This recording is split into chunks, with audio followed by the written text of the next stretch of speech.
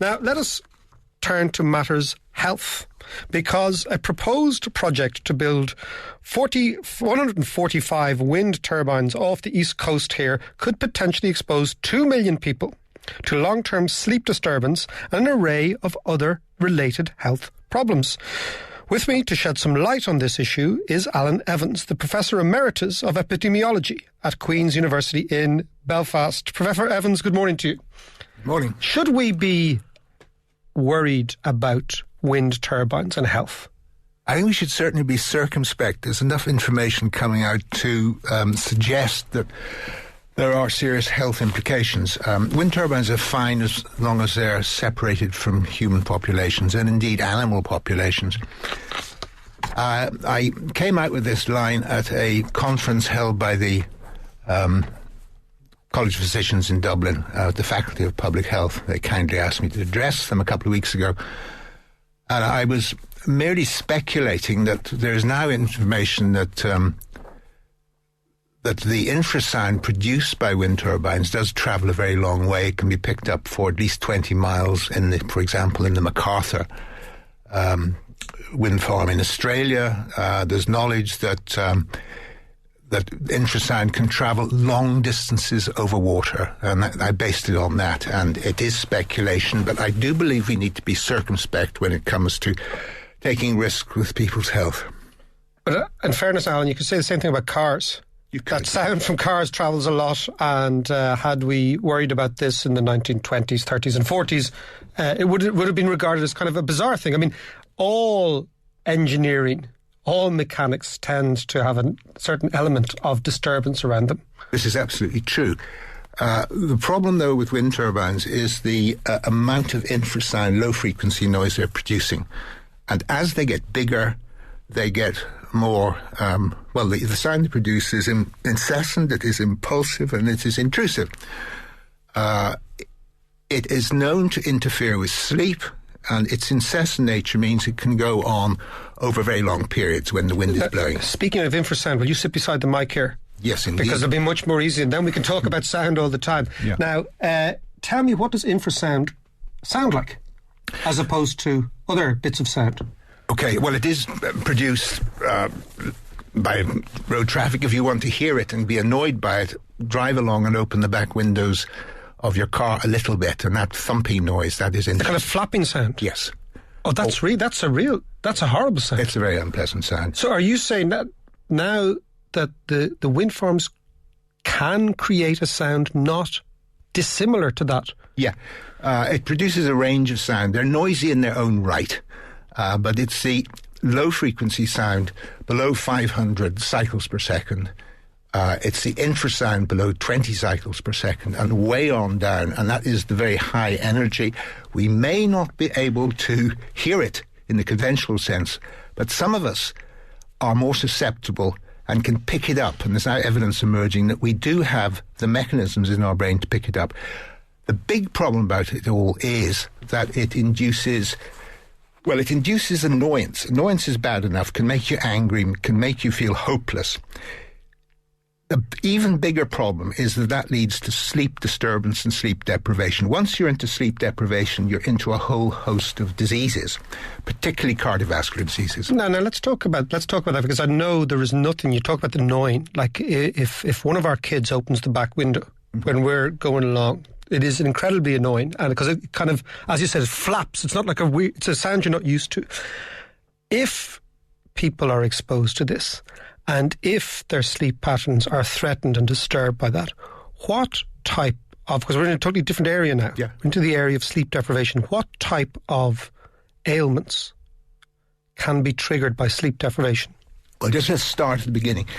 The people who need most sleep are children. The people who are most susceptible to noise are young. They're very young because they're... We're still talking. I'm going to have to ask you to come into the mic again. I tell you, obviously all this fear from sound and mic. If we actually decide that mics themselves are something to be worried, come on in now. Maybe tell it's me again. medium I'm frightened of. Anyway, not at all. At all. So it is young people, it's also the old. The old lose their upper registers of hearing, and the lower sounds become more important. The problem is constant, what are called arousals. They're more exciting than they sound. that wake you up a little bit. And the net effect of this, in the morning, you don't feel well slept. This predisposes to a number of things. In children, it predisposes to overweight. And that is why it is one of the... Overweight? Yes, one of the key targets in the Your Children's Weight, a booklet which was launched by the HSE via Safeways in the south. It's also been promoted by the Public Health Agency in the north as a means of reducing childhood obesity. The other big thing it does in children... Can I stop there? Yeah. Explain to me the link between not getting, frankly, a good night's kip and obesity. What's going on? What's going on? The simple thing is an increase in appetite. And how that is mediated is not quite clear. It could be due to an overexpression of various genes or an underexpression, maybe increase in substance called leptin and so on. What we do know is absolutely acute sleep deprivation over a very short period, over 7 days, and reducing it by 2 or 3 hours a night re-regulates the expression of several hundred genes, controlling many, many different functions within the body. Why is that? Because sleep is such a deeply necessary physiological function for the working of the brain. The brain is a very complicated, or we used to think sleep is a waste of time, but there are a lot of processes going on during sleep, one of which is the cleansing of the brain from various chemicals induced in the thinking process and its functioning. The other is to consolidate memory. So if you have a nation of children that are not getting sleep, not only will they become obese and predisposed to a number of adulthood diseases, they will also have decreased memory and diminished learning capabilities. This is extremely important. This is extremely important, yes, because I could understand why the state, the environmental movement want wind turbines. I can understand in a world where you're trying to get rid of fossil-based fuels that you need alternatives. But something like this is a kind of a leap in the dark if, and this is the big if we can establish categorically that there is a link between these sounds emanating from wind turbines and people's sleep patterns. I'm a big believer, for example, in the nap in the afternoon. I'm a notorious napper because I get really knackered, at about 1 or 2. And even when I was in school, I remember having to sit in the back of class after lunch and go, how do I keep my eyes open? And the teacher would roar at you, you get an elbow. But my natural body seemed to want to just go to sleep. Now, you're saying that this is deeply physiological, we all need it. What happens if you have a nation that doesn't sleep enough? Okay, there are large studies being published all the time. Two quick ones. One is a Norwegian study published last year called Hunt, 54,000 adults followed for over 11 years. And if people got a good night's sleep, they didn't get heart failure in that period. If they had 3 factors, waking up tired, having not slept well, and so on questionnaires, if they had all 3 of these questions present, they had an almost 5-fold increase in the chance of developing heart failure. In another study of 20,000 people... That's extraordinary. They're extraordinary things. And heart failure, I would have thought, and again, I have no medical background, is a mechanical thing. Yes. To do with the quality of the muscle and to do... How is this sleep deprivation impacting on the functioning of the heart? Well, it does. I'll give you another quick example. A Dutch study published again last year showed that the protective effect of getting at least 7 hours sleep a night was equivalent as good for your heart as not smoking cigarettes. I find that quite staggering. So, what have we got? So if you're a chain-smoking insomniac, the last thing you want to be doing. That's serious stuff. Don't do it. But go on. So no, this fascinates me. It's hard to tie this all together. But what I've told you... And I'm going to ask you again to come into the mic. Yes, I'm sorry. I'm just posturing. So what we know is that there are so many systems in the body being affected by sleep deprivation, acute or chronic sleep deprivation. There are changes in a whole expression of a whole range of genes controlling many different systems. And we don't know what overall that effect that has. We cannot say this is causal, but the associations are strong and they need to be unraveled. They need They need proper investigation. And what is happening at the moment, the government and indeed all the government departments are so gung-ho for wind energy that this is the only show in town. And they should be thinking naturally.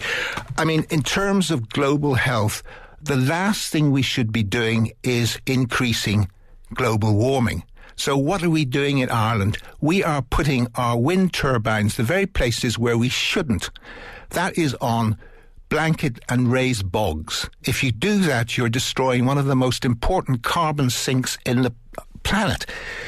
Ireland is 16% bog. It's a proud fact to have.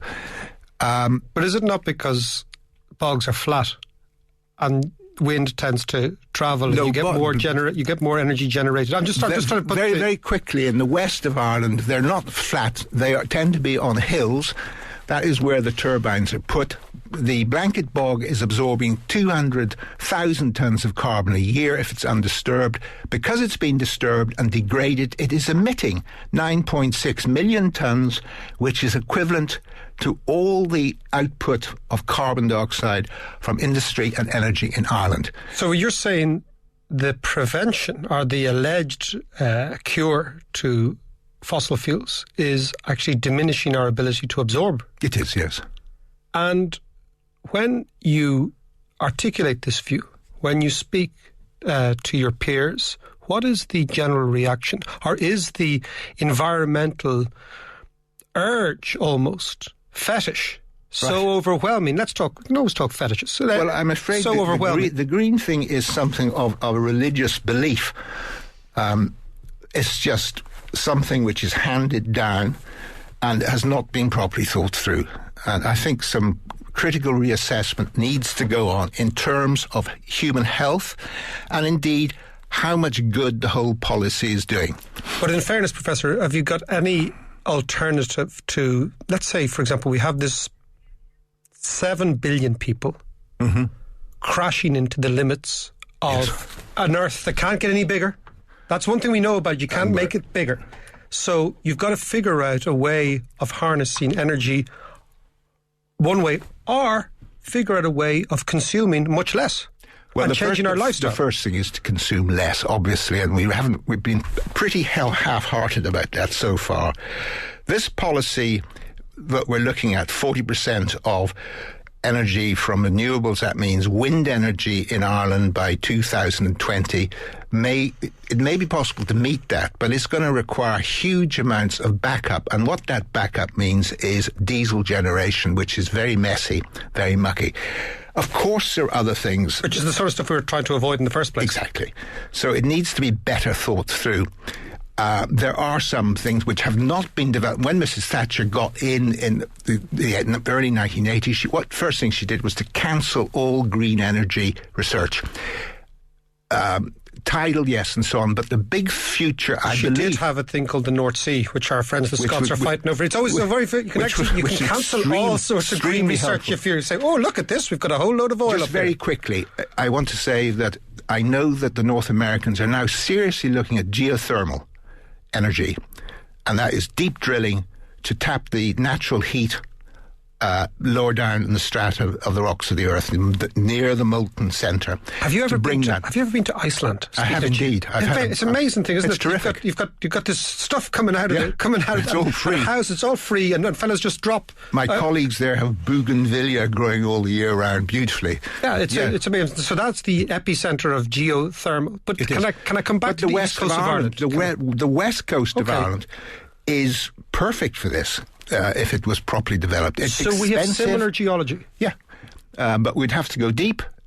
What we have to see is what the Canadians, the Americans are doing, but they are starting it now. I do know that. Can I go back to the 145 odd wind turbines which are being built? And anybody who's travelled around the East Coast will see some of the first ones out in the bay. Is there any way in which technology can change the sounds, the infrasound coming from these, that we can improve this? Well, all the information I'm getting from the acousticians I speak to, I mean, you have to remember that many acousticians depend on their main source of income from the wind industry. The independent ones I've talked to speak with one voice, and that is that the problem arises because of the large rotor blades passing the tar. Which is why it seems like the car window being open. Okay. Yeah. And as again I say, we may not be able to hear that, but it's there, and certain people are more susceptible than others, and that figure may be as high as 20% of the population. And you can't have turbines without rotor blades? Not at the moment. Professor, thank you very much indeed. Fascinating stuff. And again, text us in if you have anything to add or any issues on that issue of wind and particularly sleep deprivation. It's very, very interesting stuff. Coming up next is Image Everything.